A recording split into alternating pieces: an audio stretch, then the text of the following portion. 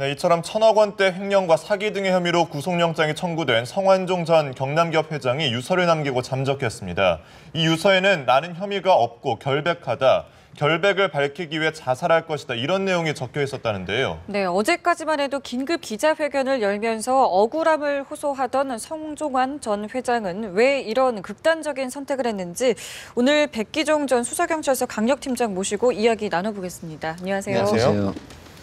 먼저 지금까지의 상황을 좀 짚어봐야 될 것 같습니다. 일단 평창동 인근에서 이제 수색망이 좀 좁혀진 것 같은데 어떻게 되고 있습니까? 지금 그 정토사 뒤쪽, 평창 파출소 뒤쪽에서 CCTV가 마지막으로 포착이 됐다고 지금 전해지고 있거든요. 그런데 문제는 5시 11분경에 집에서 나와서 택시를 타고 이동한 상태에서 벌써 3시간여가 가까이 되고 있거든요. 하면은 평소에 성완종 회장께서 이 북한산을 자주 왕래를 하고 등산을 하셨다고 하거든요. 네. 그렇다고 하면 본인이 어떤 결행을 하고 유서를 남기고 어떤 심리적으로 그런 결행을 하겠다고 마음먹었을 때 이미 상당한 시간이 흘렀기 때문에 본인이 원하는 지역, 지리감이 있고 익숙한 곳으로 이동을 했을 가능성이 높다. 이렇게 보기 때문에 사실상 수색이 바로 됐다고는 하지만 상당히 발견하기가 어렵지 않나 하는 생각이 왜 드냐면 벌써 3시간 정도 시간이 지났거든요. 그렇다고 하면 CCTV에 마지막 포착이 되고 휴대폰이 꺼진 지역이 거기서부터 이제 탐색해서 올라간다고 하더라도 어느 장소에 그 넓은 산악 지역에 숨어 있거나 은신해 있거나 또 어떤 실행을 했다고 하면 발견하기가 지금 쉽지는 않다. 그래서 이제 헬기도 동원을 하신다고 하는데 아마 제가 생각할 때는 이 탐지견, 수색견도 동원해야 되지 않나 하는 생각이 들고요. 또 하나는 밑에서 산 쪽으로 정상 쪽으로 올라가는 탐색 방법도 있지만 사실상 위쪽에서 아래쪽으로 내려오는 수색이 굉장히 효과적이거든요. 그래서 밑에서 올라가면은 지형 쪽으로 쉽게 발견 못하는 지역이라도 위쪽에서 정상 쪽에서 아래로 내려올 때 하산하면서 보는 지역은 굉장히 넓게 보이고 수색이 가능하기 때문에 이런 부분도 지금 적용을 하는 게 좋을 것 같고 만약에 이분이 다행히 마음을 바꿔서 도심으로 빠져나가는 그런 형태가 있다고 하면 다행이라는 생각이 드는 건 이분이 심리적으로 주저하고 어떤 생각을 바꿨을 가능성이 있거든요. 하지만 산으로 올라가서 외곽지나 도심으로 빠져나가지 않았다고 하면 본인이 자살하겠다고 유서를 남긴 내용대로 실행할 가능성이 높다 하기 때문에 굉장히 수색이 진전이 돼야 되고 빨리 해야 되는 그런 조바심이 듭니다. 자택은 청담동입니다. 그런데 CCTV를 통해서 현재 평창동에 간 것이 확인이 되는데요. 조금 전에 이제 말씀해 주셨던 것처럼 익숙한 지역이기 때문에 이 장소를 선택했다고 봐도 되는 거죠. 사실상 무슨 사람들이 예를 들어서 내가 어떤 극단적인 선택을 하고자 할 때는 지리감이 있거나 또 평소에 익숙하거나 그 장소에 대해서 명략 관하하게 잘 아는 지역을 택합니다. 그거는 뭐냐면은 본인이 실행을 할 때는 이게 마지막이다 하는 생각을 하기 때문에 실행 전까지 다른 사람에게 노출이 되거나 또 눈에 띄는 이런 장소를 피하고 본인이 아는 그런 안전한 지대, 이 표현이 안전하다고 하는 표현은 본인이 완전하게 실행을 할 수 있는 그런 장소를 평상시 알고 있기 때문에 그곳을 찾아간다는 것이죠. 그래서 저는 급박하게 헬기도 동원을 해야 되고 그다음에 수색견도 동원해야 되고 그다음에 산악 정상 쪽에서 가능하다면 같이 올라가면서 수색하고 그다음에 이쪽에서 내려오는 형태로 찾는 게 훨씬 효과적이다. 이래서 말씀을 드리는 것이죠. 자, 유서 내용을 보면은 나는 혐의가 없고 결백하다, 결백을 밝히기 위해 자살할 것이다, 이런 일부 내용만 공개가 되는데요. 이 부분은 어떻게 봐야 될까요? 사실상 개인적으로는 그 많은 수사 경험칙상 중요한 정말 임팩트가 있다고 판단되는 주요 내용은 아마 원래는 이 유서를 경찰에게 다 제출을 해야 되거든요. 하지만 그러함에도 불구하고 상당히 그 예민한 반응이 있지 않을까. 그래서 전체적인 유서는 아니고 일부만 빨리 그 대상자 성완종 회장을 찾기 위한 그런 방편으로 일부만 노출을 하고 공개를 하고 나머지는 공개하지 않는데 혹여라도 그 공개되지 않은 유서에는 상당히 복잡한 그런 내용이 들어있을 수도 있기 때문에 이런 부분을 가족이 염려해서 공개 안 할 수도 있다. 그런 분석이 가능합니다. 자살할 것이다라는 내용이 담겨 있었다고 합니다. 이럴 경우에 더 신속하게 좀 신변을 확보해야 될 것 같다는 생각이 드는데요. 보통 이런 일이 발생하게 되면 경찰의 대응 매뉴얼은 어떻게 됩니까? 사실 먼저 기본적인 매뉴얼은 이분의 CCTV라든가 동선, 그 행동 패턴, 어디로 이동을 했으며 어디에 정착을 했는지 이런 부분을 가장 먼저 확인을 해야 되고요. 그다음에 이제 그 통신 수사를 합니다.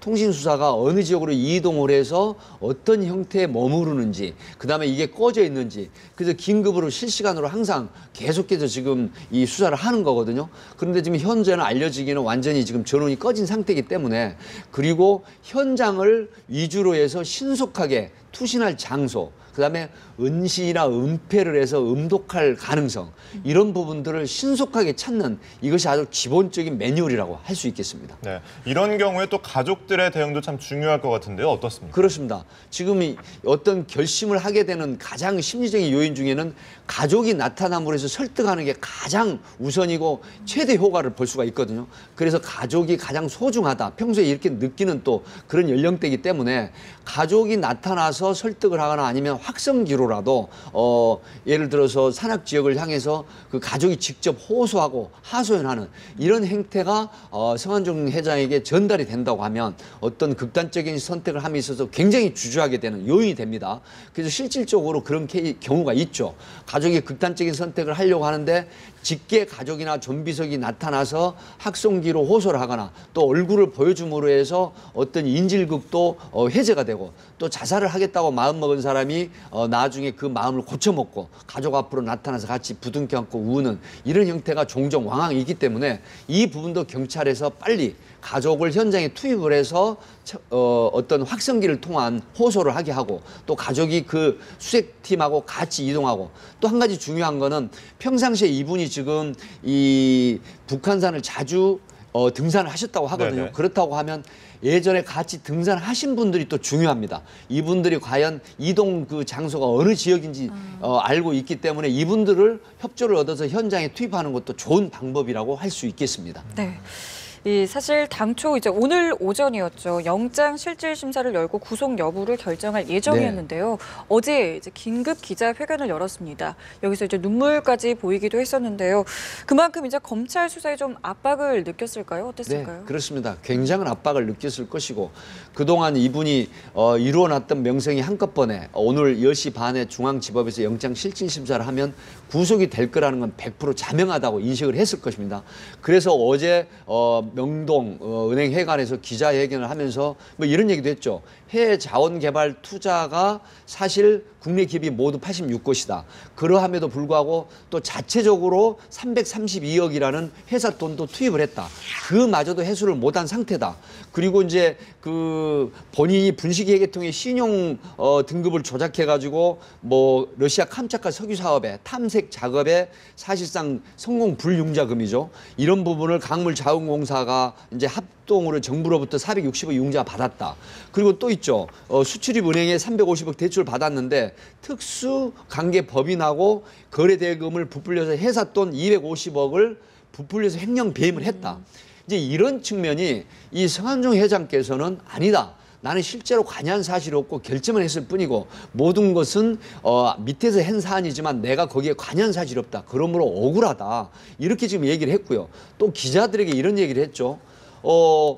관련자, 지금 현 전 정부나 현 정부 주요 요직 인사들에게 내가 왜 이런 수사를 받아야 되느냐, 납득할 만한 해명을 해주라.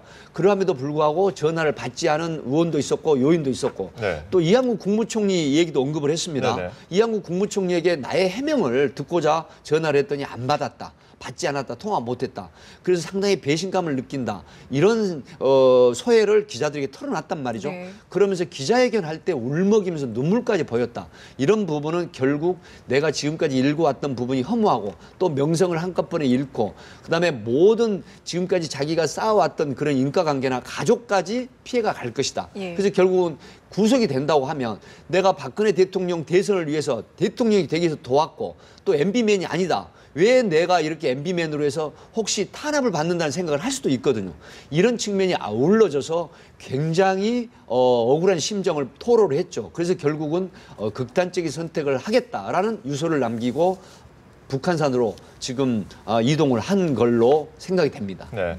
끝으로 그럼 이번 행방불명 사건이 어떻게 좀 마무리가 될까요? 어떻게 보세요? 지금 만약에 극단적인 선택을 하지 않고 스스로 나와서 대응을 하셨으면 좋겠습니다. 변호인을 선임하고 본인이 억울하다고 하는 부분을 이 로이어들하고 협의를 해서 그다음에 수사에 대응을 하게 되고 떳떳함을 밝히고 그렇게 하셔야지 예를 들어서 이게 베르테르 현상이 아니었으면 좋겠습니다. 예전에 상당히 명망 있는 분들 노무현 대통령을 포함한 많은 분들이 검찰 수사나 참고인 피의자나 참고인 조사를 받으면서 결국은 투신 자살을 택한 경우가 많거든요. 네. 5년간에 걸쳐서 55명, 1년에 10여 명 내외가 자살을 하거든요.